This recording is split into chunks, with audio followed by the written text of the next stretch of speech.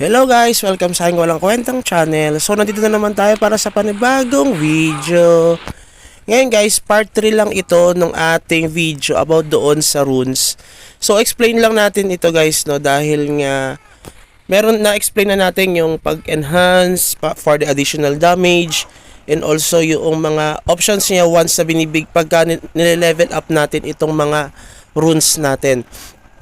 Ngayon guys, explain naman natin itong mga options niya at kung ano ba yung mas magandang runes para sa atin.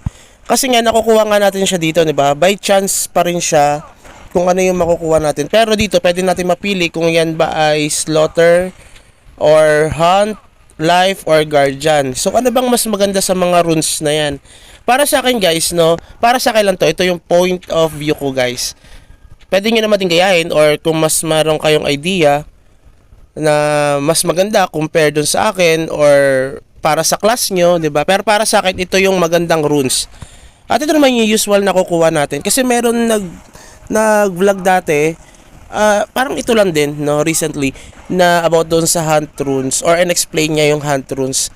So, para sa akin na mas okay sa akin tong slaughter runes kasi ang bigay niya na na damage, sabi dito, when dealing damage has a 10% chance to ignore target's damage reduction by up to 15% based on the total rune level.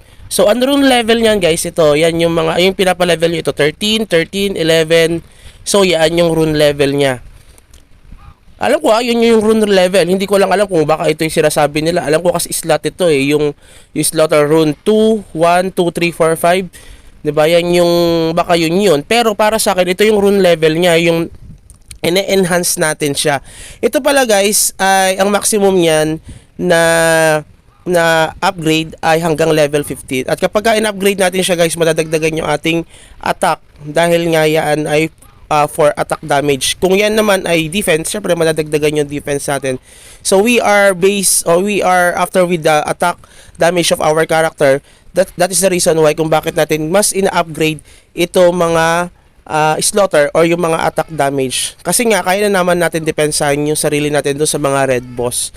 So, kasi dito kung mapapansin niyo maganda rin naman ito. Yan dito sa guardian rule tsaka tong para silang guardian, epic lang yung isa.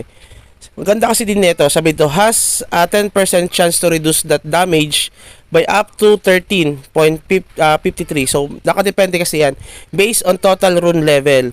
So, ibig sabihin nun, ang maganda kasing combination dyan, para ma-unlock nyo yan lahat kailangan pumili lang kayo ng dalawang category runes. Okay, pwede kayong slaughter or pwede kayong guardian. So, usually, nakukuha lang naman na runes dito, mas madalas ay yung slaughter and guardian. Meron din naman ditong iba, tulad nito. Sabi yan, slaughter, life. Itong life rune at saka yung hunt runes. Nawawala yung signal ko wait lang. Maganda rin sana tong hunt runes at saka tong life runes, pero kasi mahirap siya makakuha.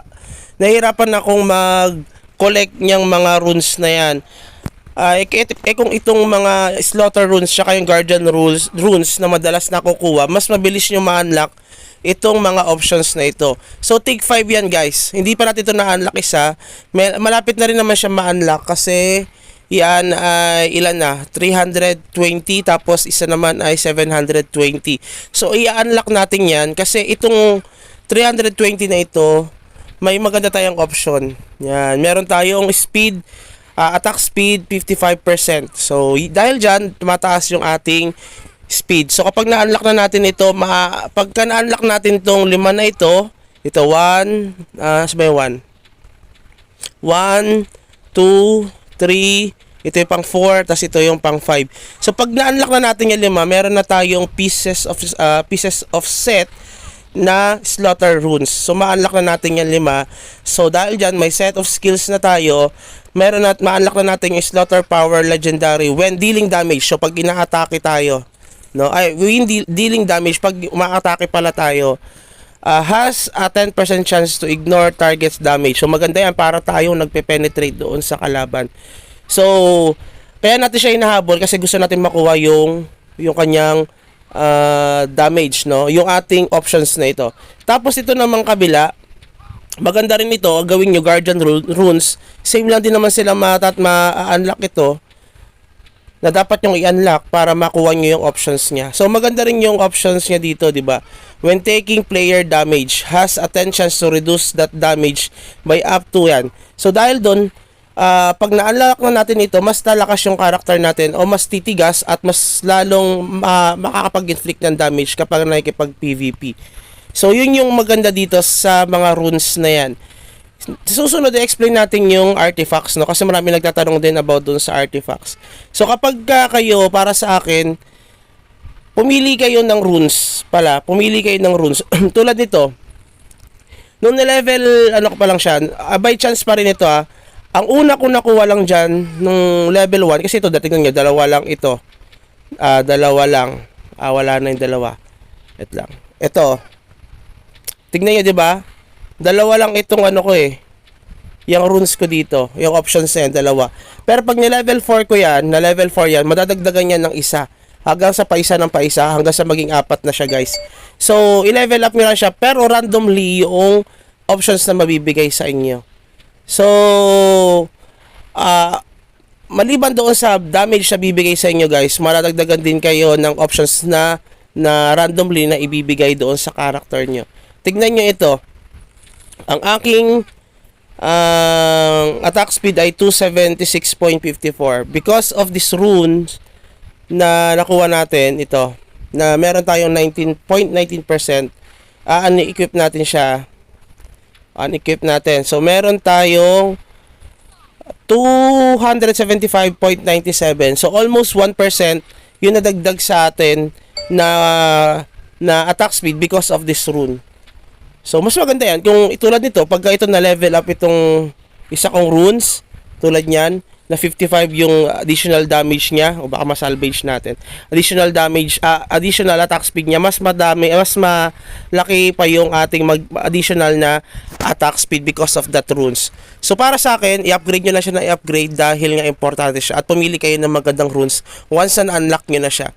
Every 30 days naman, magkakaroon naman ng rewards about dito sa mga runes na yan. So, huwag kayong magtataka, huwag kayong mag-worry about dito sa kung paano kayo makakuha niyan. Pero mas maganda kung gusto niyo makakuha ng mas mabilis or mas marami, sumali rin kayo dito sa mga events. Yan, sa Endless Sea. Importante yan, mabilis na naman yan. Kahit mag-participate lang kayo ng isang beses sa isang attack, then okay na yon. So yun lang siguro. Kung meron kayong questions pala dito sa video na ito, please consider like and subscribe pala kung abot ka pala dito sa ating channel. At kung may questions kayo, please comment sa ating comment section sa baba. Yun lang siguro. Have a good day. Bye-bye.